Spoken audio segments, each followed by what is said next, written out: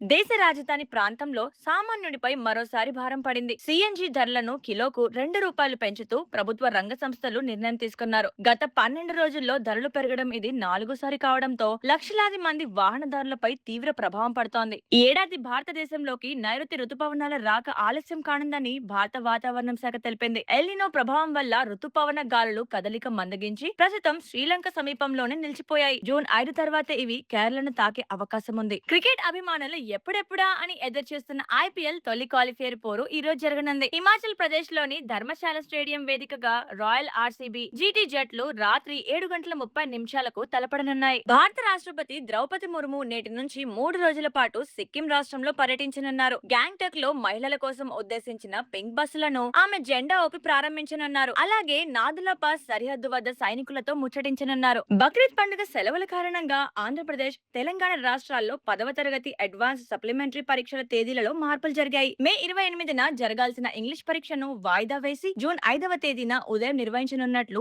అధికారులు ప్రకటించారు. మరిన్ని అప్డేట్స్ కోసం మా ఛానల్ ని ఫాలో అవ్వండి.